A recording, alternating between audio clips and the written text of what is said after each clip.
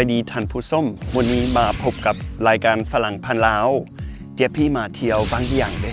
เดี๋ยวจะพาไปเบิ่งวิวงามๆแล้วก็ลองกิจกรรมที่ยังบ่รู้ว่ากิจกรรมอย่างซึ่งแบบตื่นเต้นเลยสิพาไปเด้อไป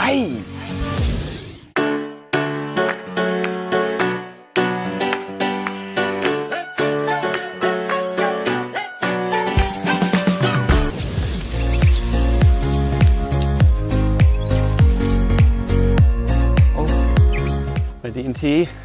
ไปดีได้ยินว่ามื้อนี้สิพาไปกิจกรรมหยังมื้อนี้บ่กำลังสิพาให้ปีนผาอยู่เจ้าบ่อันตรายมั้ยบ่ค่อยมีประสบการณ์บ่ค่อยลองคันเฮ็ดตามข่อยถือว่าบ่อันตรายแน่นอนเอาต้องใส่เครื่องหรือว่าเฮ็ดจังได๋โอเคเดี๋ยวเนาะเดี๋ยวค่อยสิแนะนำเจ้าเรื่องอุปกรณ์ก็มีแต่ตัวนี้เนาะเขาจะห้องว่า harness เนาะคือข่อยใส่นี่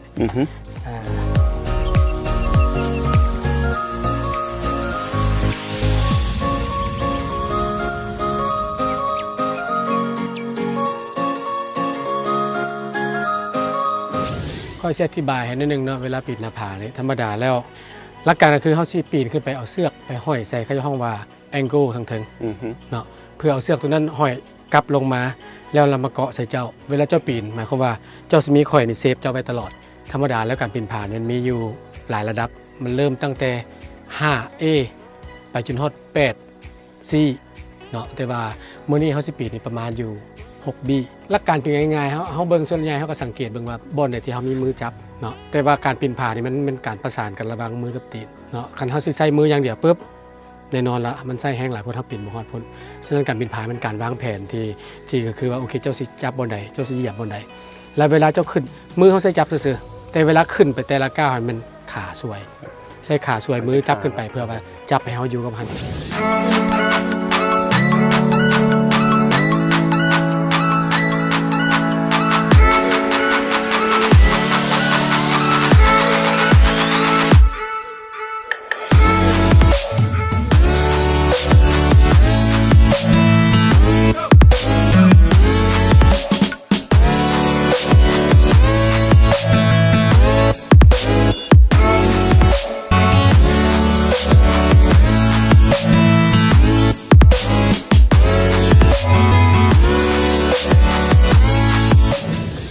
เป็นยังไงเจ๊พี่เมื่อยบ่โอ้ยเมื่อยยอมว่ามันม่วนหลายดิ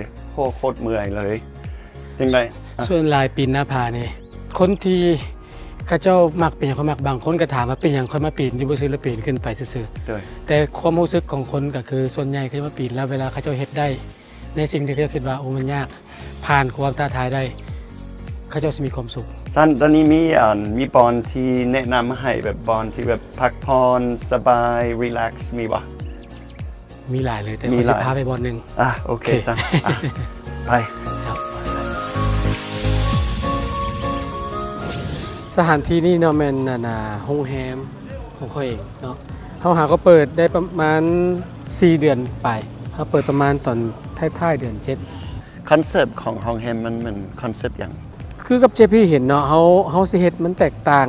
ก็คือหลายๆคนมาเบิ่งมันอาจสมมุติว่าเขาจะมาผ่านมาทางหน้าอาจจะเห็นว่ามันก็คือกับโรงแรมทั่วๆไปที่เป็นตึกอย่างขึ้นแต่ว่าจุดที่แตกต่างเขาสินำเสนอคือว่าเขาสิเน้นความเขียวเนาะอยู่ในซิมมังดิบๆที่เขาเฮ็ดขึ้นมานี่เขาสิผสมผสานกับพืชเนาะเรือพวกเครือไม้ต่างๆทั้งนอกเจพี่สิเห็นว่ามันสิมีเครือไม้หลังจากที่มันใหญ่แล้วมันสิบังลงทั้งหมดเลยตอนอินที่เริ่มเฮ็ดจากปีแล้วค่อยเข้ามาวังเวียงนี่ตั้งแต่ปี1999ตอนนั้นเขามาเริ่มเฮ็ดเป็นห้างอินเทอร์เน็ตวันนี้ก็เห็นท่าแห้งของวังเวียงมามันมีธรรมชาติที่สวยงามเนาะข้าพเจ้าเริ่มไปลองกงเบงคือกับนักท่องเที่ยวแต่หลายคนที่มาวังเวียงเรากงเบงหลังจากเขาลองกงเบงเราเห็นว่าอยู่นี่มันมีท่าแห้งของการท่องเที่ยวโดยเฉพาะการท่องเที่ยวธรรมชาติเขาก็เลยคิดว่าโอเคเขาอยากนำเสนอกิจกรรมใหม่เขาก็เลยได้นำเสนอพวกเรือคายักเนาะเขาเป็นบริษัททำอิฐที่เฮ็ดเรื่องเรือคายักอยู่วังเวียงปีนหน้าผาทั้งทีมรถถีบมันพวกเขาเป็นผู้ทำอิฐที่เริ่มอยู่วังเวียงเจ้า10 กว่าปีเนาะ16 ปีที่เคยมาอยู่นี่แตกต่างหลายพอนักท่องเที่ยวเริ่มเข้ามาแล้วคนชุมชนเห็นแล้วปุ๊บก็รู้สึกว่าคนนี้เฮ็ดได้คนอื่นเฮ็ดได้เฮ็ด หลังจากที่นักท่องเที่ยวเริ่มเข้ามาหลายเป็นห้องเป็นห้างขึ้นมา แต่ว่ามันก็ปราศจากบ่ได้เพราะว่าการท่องเที่ยวมันก็นำมากับผลกระทบต่อกับธรรมชาติโดยเฉพาะวังเวียงที่เขาขายธรรมชาติล้วนๆเนาะเพราะว่าคนส่วนใหญ่มาวังเวียงนี่มันมาเพื่อธรรมชาติ สำหรับวันนี้เนาะอยากขอขอบใจ INT อีกบาทหนึ่งที่มาพาไปกิจกรรมมวนเท่ experience ใหม่เนาะพามาบอนที่สบายๆคอนเซปต์ที่พวกคอยเจออยู่ใสขอขอบใจ INT อีกบาทหนึ่งเด้อจับมือกัน